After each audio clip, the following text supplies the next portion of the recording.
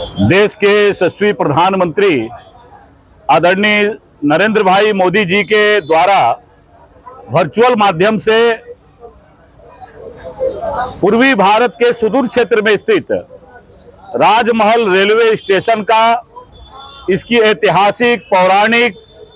और धार्मिक महत्ता को और उच्चतर बनाने की दिशा में अमृत भारत योजना के तहत आज उसके पुनर्विकास का लोकार्पण हुआ है। और हम सब लोग सौभाग्यशाली है कि हमने अपनी आंखों के सामने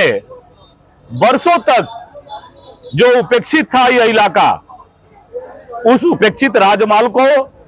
नया पुनर्विकसित करने की दिशा में आज आदरणीय प्रधानमंत्री नरेंद्र भाई मोदी जी के कर कमलों से वर्चुअल माध्यम से करोड़ों रुपए की लागत से विश्व स्तरीय सारी सुविधाएं राजमहल स्टेशन को प्राप्त हुई है। और ये प्रथम चरण के कार्य का आज लोकार्पण हुआ है। निश्चित रूप से जिस तेज गति से 2047 तक विकसित भारत का संकल्प देकर के आदरणीय प्रधानमंत्री जी के द्वारा जो संकल्प दिया गया है, जिसके तेज गति से राजमहल में रेलवे के इंफ्रास्ट्रक्चर का विकास हो रहा है, जिस तेज गति से रोड इंफ्रास्ट्रक्चर का विकास हो रहा है, निश्चित रूप से 2047 तक विकसित भारत का जो संकल्प है वह संकल्प साकार होगा। और आज इस विकास माध्यम का साक्षी बनने के अवसर पर राजस्थान के पुण्य धरा से जो माननीय प्रधानमंत्री जी ने देश को संबोधित किया, हर एक भारतवासी का सर सीना से चौड़ा हो गया कि आज बदलता हुआ भारत है, नरेंद्र भाई मोदी जी के नेतृत्व में बदलता हुआ भारत है। जिस भारत के ऊपर, भारत के अंदर कोई अगर आतंकवादी, कोई अतिवादी आंख दिखाने का हिम्मत करता है तो आज नरेंद्र भाई मोदी जी के नेतृत्व में देश की हमारी सेना अपने शौर्य और पराक्रम के रास्ते उसके घर में घुस करके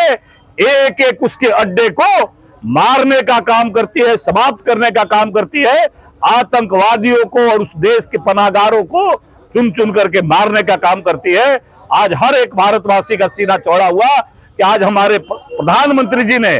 जो गर्वबोध के साथ जो संबोधन दिया, देशवासियों को संबोधित किया, हर एक नौजवान का, सेना के जवान का, हर एक भारतवासी का सीना गर्वबोध के साथ चौड़ा हो गया। देखिए, मैंने पहले ही कहा कि आजादी के 75 वर्ष बीत जाने के बाद भी मैं भी जानता था कि साहेबगंज अंग्रेजों के समय में ऐसे था, दूसरी रेल लाइन का विकास हुआ था, राजमहल ऐसे था, लेकिन दुर्भाग्यजनक तरीके से इस क्षेत्र के पास रेलवे का जितना बड़ा इंफ्रास्ट्रक्चर है उस गति से विकास नहीं हुआ। आज आदरणीय प्रधानमंत्री नरेंद्र भाई मोदी जी के नेतृत्व में आदरणीय रेल मंत्री श्री अश्विनी वैष्णव जी के मार्गदर्शन में जिस तेज गति के साथ इस क्षेत्र का विकास हो रहा है, निश्चित रूप से और अपेक्षाएं हम सबकी बढ़ी है। आपने देखा होगा, चाहे रेलवे का दोहरीकरण का मामला हो, चाहे विद्युतीकरण का विषय हो, चाहे कई नई ट्रेनों का परिचालन करने के बारे में विषय हो, चाहे इंटर साहेबगंज से हावड़ा तक इंटरसिटी ट्रेन बनाने की बात हो, अमृत भारत रेलवे स्टेशन के माध्यम से जहां देश भर में साहेबगंज और राजमहल दो प्रमुख स्टेशनों का, राजमहल विधानसभा क्षेत्र के प्रमुख स्टेशनों का हमारे कार्यकाल में चयन हुआ था, आज उसका लोकार्पण आदरणीय प्रधानमंत्री जी के कर कमलों से हो रहा है। हम लगातार इस विषय को उठा रहे हैं कि तीन पहाड़ में कई महत्वपूर्ण ट्रेनों का ठहराव का,